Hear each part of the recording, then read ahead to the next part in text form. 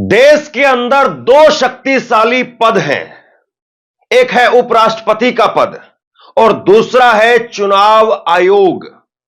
चुनाव आयोग के आयुक्त का पद, ये दोनों पद इतने शक्तिशाली हैं, इतने पावरफुल हैं कि वो प्रधानमंत्री से भी ऊपर है और वो चाहे तो प्रधानमंत्री पर भी एक्शन ले सकते हैं। लेकिन अब विपक्ष कमर कस रहा है और विपक्ष कमर कस करके आगे बढ़ने की तरफ दिखाई दे रहा है और इन दोनों की कुर्सी इस वक्त में खतरे में है। उपराष्ट्रपति के खिलाफ अविश्वास प्रस्ताव लाया जा रहा है, जिस पर 70 से ज्यादा विपक्षी सांसदों ने हस्ताक्षर कर दिए, साइन कर दिए हैं। इस देश का संविधान कहता है कि अगर कोई उपराष्ट्रपति अगर अपनी मान मर्यादाओं के खिलाफ चला जाता है तो उसको हटाया जा सकता है। तो क्या अब वही ताकत का इस्तेमाल विपक्ष कर रहा है और अब विपक्ष वाकई महाअभियोग के जरिए, क्योंकि ऐसा नहीं है कि कोई कमिश्नर है या कोई और जो है वो अधिकारी है जिसको आपको हटाना है, आप उसके खिलाफ जो है वो एक मुहिम चलाएंगे, धरना प्रदर्शन देंगे और वो हट जाएगा। उपराष्ट्रपति को हटाने का मतलब यह है कि आपको महाअभियोग लाना पड़ेगा। उसके लिए अविश्वास प्रस्ताव पहले राज्यसभा के अंदर आएगा, राज्यसभा में पास होगा, उसके बाद लोकसभा में जाएगा, लोकसभा में पास होगा, तब जाकर के जगदीप धनखड़ को हटाया जाएगा। लेकिन विपक्ष ने इसमें जो पहली शर्त है उसको पार कर लिया है।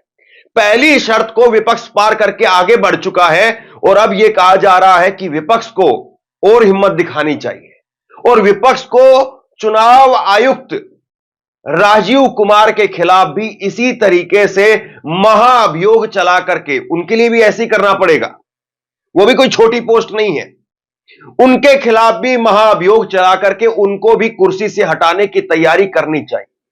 तभी जाकर के विपक्ष चुनावी मैदान में कुछ कर पाएगा, वरना चुनावी मैदान में आप कुछ कर भी पाएंगे तो उसके बावजूद जगदीप धनखड़ जो कर रहे हैं, विपक्ष जिस तरीके से लगातार आरोप लगा रहा है, तो ऐसे में सारे किए किराए पर पानी फेर देते हैं। और जगदीप धनखड़ को लेकर के मल्लिकार्जुन खड़गे ने जिस तरीके से कल तेवर दिखाए, वो तेवर बताते हैं कि जगदीप धनखड़ को लेकर के विपक्ष की तैयारी क्या है। अगर नंबर गेम की बात करें तो नंबर गेम के हिसाब से पलड़ा किसका भारी होगा ये आज शाम तक पता चल जाएगा, क्योंकि कल जब ये अविश्वास प्रस्ताव की खबर निकल करके सामने आई तब 70 सांसदों ने साइन कर दिए, 50 की जरूरत थी। लेकिन अभी भी विपक्ष ऐसा नहीं है कि ये अविश्वास प्रस्ताव लाने के साथ साथ जगदीप धनखड़ को घर बैठा देगा। इसके लिए आपको सबसे पहले राज्यसभा के अंदर अविश्वास प्रस्ताव को वाकई पास करवाना पड़ेगा और उसके साथ साथ जो है आपको फिर लोकसभा में भी पास करवाना पड़ेगा। तो राह आसान नहीं है, रास्ता आसान नहीं है विपक्ष के लिए। लेकिन एक कहावत कही जाती है ना कि मैंने आपको हटाया नहीं, मैं आपको हटा नहीं पाया, लेकिन आपको यह जरूर दिखा दिया कि हम क्या कर सकते हैं। मतलब एक तरीके से देश के उपराष्ट्रपति के ऊपर जो आज उस पद पर विराजमान हैं, उनके इतिहास में यह जरूर लिखा जाएगा कि उस वक्त के विपक्ष ने यह आरोप लगाए कि जगदीप धनखड़ एक पार्टी के प्रवक्ता के तौर पर काम कर रहे हैं और मजबूरी में विपक्ष को उनके खिलाफ अविश्वास प्रस्ताव लाना पड़ा। सोचिए कितनी छिछालेदर होगी। वैसे तो जगदीप धनखड़ कोई ऐसे व्यक्ति नहीं है कि कोई एक विचारधारा के साथ में जुड़ करके आगे बढ़े हों या कभी अपने वसूलों से समझौता नहीं किया हो। अगर आप उनकी राजनीति को उठा करके देखेंगे, आज वो जिस पद पर है, निश्चित तौर पर वो एक बेहद सम्मानित पद है और उस सम्मानित पद पर उनको भी ख्याल करना चाहिए कि आज वो कम से कम ऐसा आचरण करे कि उनकी आलोचना भी ना हो। लेकिन साहब देखिए, इतिहास किसको छोड़ता है, इतिहास किसको बख्शता है। और सबसे बड़ा सवाल जो है वो यही है कि जगदीप धनखड़ जो अलग अलग जगह से घूम घूम करके यहां इस पोस्ट तक पहुंचे हैं, तो क्या अब उनकी अगली नजर राष्ट्रपति पद पर है या विपक्ष अब जो कुछ कर रहा है उसके बाद में मोदी के लिए, जगदीप धनखड़ के लिए बहुत मुश्किल हो जाएगा कि उनको आगे रिकमेंड किया जाए और राष्ट्रपति के पद पर बैठाया जाए। जगदीप धनखड़ जो है वो एक वक्त में लोकदल के सदस्य हुआ करते थे। चौधरी चरण सिंह की पार्टी लोकदल के सदस्य हुआ करते थे। वहां से फिर वो कांग्रेस के अंदर चले गए। कांग्रेस ने इनको विधायक भी बनाया। एक वक्त में ये सलमान खान के वकील भी रहे। काले हिरण के केस में वकालत करते थे। सलमान खान के वकील ये बनने का काम करे। राजस्थान के रहने वाले हैं और उसके बाद में ये 2016 में आ गए बीजेपी के अंदर और नरेंद्र मोदी ने तब से इनको वहां से आगे बढ़ाना शुरू किया। और फिर आप समझते हैं कि किस तरीके से आगे बढ़ते चले गए। जब पश्चिम बंगाल के गवर्नर थे तो ममता बनर्जी के साथ में किस तरीके से इनकी खींचतान रहती थी, वो किसी से छिपा हुआ नहीं है। और फिर वहां से गवर्नर से और सीधे उपराष्ट्रपति पद पर। सोचिए कि ये जो पूरा इनका जो चक्र है, इसको जरा अगर आप एक बार गौर से देखेंगे, लोकदल और लोकदल से फिर जो है वो कांग्रेस और कांग्रेस से इस बीच में इधर उधर भी चलते रहे और फिर बीजेपी तक और बीजेपी से फिर गवर्नर, गवर्नर से उपराष्ट्रपति पद तक।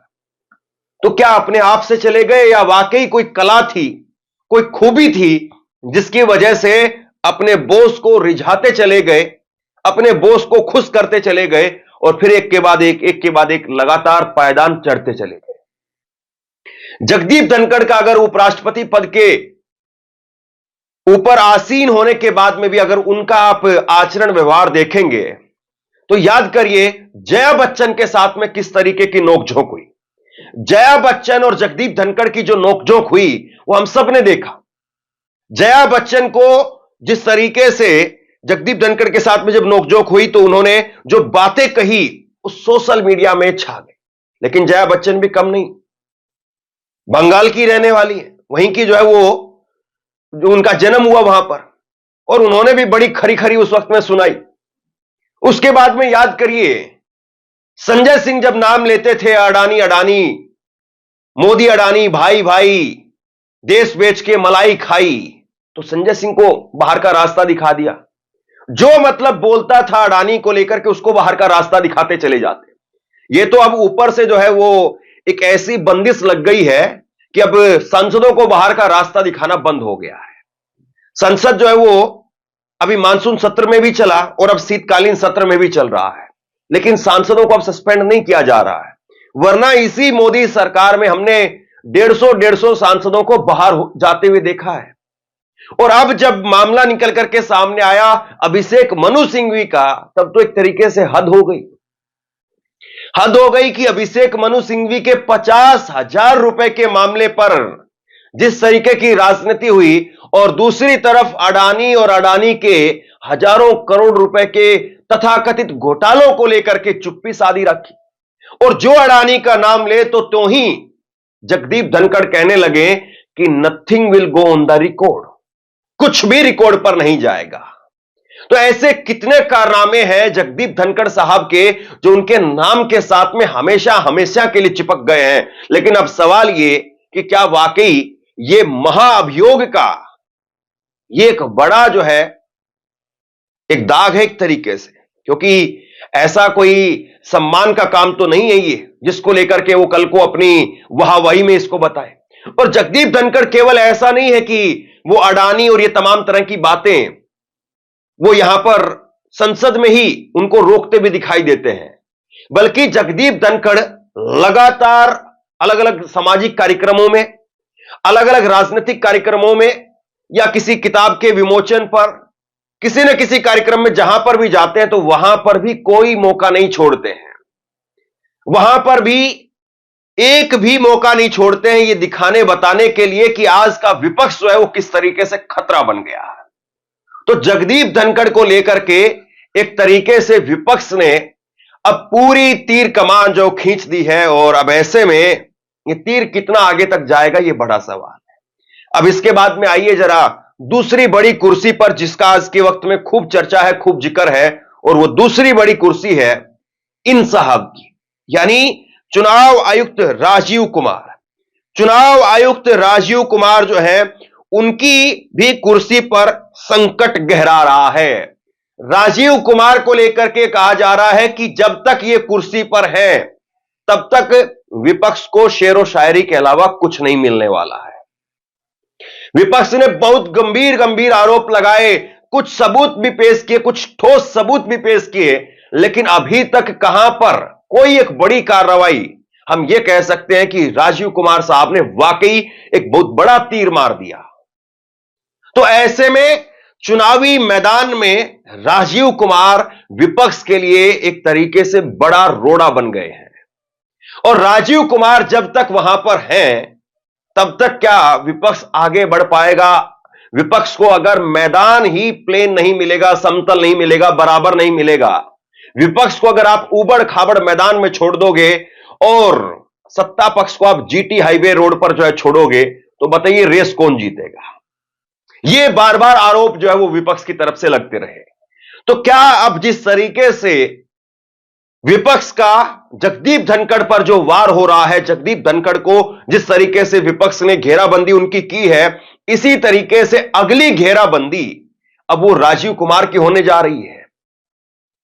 और राजीव कुमार को भी अब विपक्ष ये बताएगा कि नहीं, हम आपको इस पद पर उतने सम्मान के साथ में, शेरो शायरी के साथ में जाने नहीं देंगे। क्योंकि याद करिए, कई सारे ऐसे मौके निकल करके सामने आए जब वो शिवसेना किसको दी जाए, सिंबल किसको दिया जाए, या एनसीपी किसको दिया जाए, सिंबल किसको दिया जाए, महाराष्ट्र का जब जब बात निकल करके सामने आई, या वोटर टर्नआउट की बात निकल करके सामने आई, ईवीएम के अंदर उसका डाटा जो है वो उसकी बात आई, या फिर यह बात निकल करके सामने आई कि चुनाव आयोग की वेबसाइट पर ये आंकड़े जो है वो इतने स्लो क्यों हैं।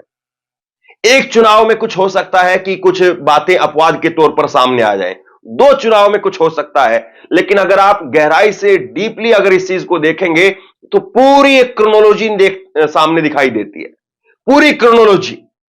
और ये क्रोनोलॉजी ये बताती है कि जहां जहां पर जो बड़ा राज्य है, या जिस राज्य से एक नैरेटिव सेट होता है, वो राज्य बीजेपी की झोली में कैसे चला जाता है। जहां पर कोई पत्रकार नहीं पढ़ पाता है, जहां पर कोई ग्राउंड पर आदमी नहीं बोल पाता है, समझ पाता है, और यहां तक कि खुद बीजेपी भी इस बात को प्रिडिक्ट नहीं कर पाती है कि इतनी सीट उसकी आ सकती है, और उसके बावजूद इतनी सीटें आ जाती हैं। राजीव कुमार साहब पर जब जब आरोप लगे तो राजीव कुमार साहब जो है वो अपनी कुर्सी को शेरो शायरी कहकर के बचा ले गए। और इस तरीके से बात करते हैं कि अगर कोई आदमी बिना तथ्यों के अगर राजीव कुमार को सिर्फ सुने तो ऐसा लगे कि इतने शानदार जानदार आदमी हैं और विपक्ष ना जाने इनके क्यों पीछे पड़ा हुआ है। लेकिन अब विपक्ष के अंदर से यह भी आवाज उठ रही है कि जगदीप धनखड़ के साथ साथ अगर राजीव कुमार को भी उसी जगह पर पहुंचा दिया जाए, या कम से कम उनको एक आईना दिखा दिया जाए, क्योंकि राजीव कुमार के मामले में भी वही है, नंबर गेम में विपक्ष मजबूत नहीं है। मतलब विपक्ष के पास में इतनी ताकत नहीं है कि विपक्ष इनको वाकई हटा पाए। लेकिन वही है ना, कहना और करना यह भी अपने आप में आधे करने के बराबर है। तो राजीव कुमार को भी अगर यह आईना दिखा दिया गया, या उनके साथ में भी यह तमगा जोड़ दिया गया कि आप इतने निष्पक्ष थे, इतने निष्पक्ष थे कि विपक्ष को आपके खिलाफ महाअभियोग लाना पड़ा, तो सोचिए कि फिर राजीव कुमार कैसे अपनी कुर्सी बचाएंगे। और क्या वाकई इस सब के बावजूद, मान लीजिए कि अभी जो प्रक्रिया होनी है, अभी ताकत जो है वो दिखनी बाकी है, तस्वीर दिखनी बाकी है, इस सब के बावजूद अगर जगदीप धनखड़ किसी तरीके से अपनी कुर्सी बचा गए, या नरेंद्र मोदी उनकी कुर्सी को बचवा देते हैं, क्योंकि आज सब जानते हैं अगर जगदीप धनखड़ उस कुर्सी से उतरेंगे तो जगदीप धनखड़ केवल नहीं उतरेंगे, नरेंद्र मोदी का जो एक इकबाल वो बनाने की वो कोशिश कर रहे हैं वो भी उतर जाएगा। और इसीलिए नरेंद्र मोदी हर कोशिश वो कर रहे हैं कि जगदीप धनखड़ को उस कुर्सी से ना हटाया जाए। लेकिन सवाल अब ये कि क्या द्रौपदी मुर्मू जी का कार्यकाल पूरा होने के बाद में अगले राष्ट्रपति के तौर पर नरेंद्र मोदी बतौर इनाम में जगदीप धनखड़ साहब का ही नाम आगे बढ़ाएंगे, या किसी और का नाम जो है अब सामने जाएगा और अब यहीं पर इनका कार्यकाल समाप्ति की तरफ जो बढ़ जाएगा। सोचिए कि कई ऐसे नेता इस पद पर आसीन रहे जिनका लोग बड़े सम्मान के साथ में नाम लेते रहे, चाहे सत्ता पक्ष के हो चाहे विपक्ष के हो, निर्विरोध रूप से भी आते रहे। लेकिन जगदीप धनखड़ और राजीव कुमार, इन दोनों के नाम को लेकर के विपक्ष के अंदर चर्चा जोरों से है। अब देखना यह है कि तस्वीर किस तरीके से उभरती है। बहरहाल आप क्या सोचते हैं, नीचे कमेंट बॉक्स में लिख करके जरूर बताइए। इस वीडियो को शेयर कीजिए और इसी तरह की तमाम खबरों के लिए ऑनलाइन न्यूज इंडिया को सब्सक्राइब कीजिए। आपका बहुत बहुत धन्यवाद।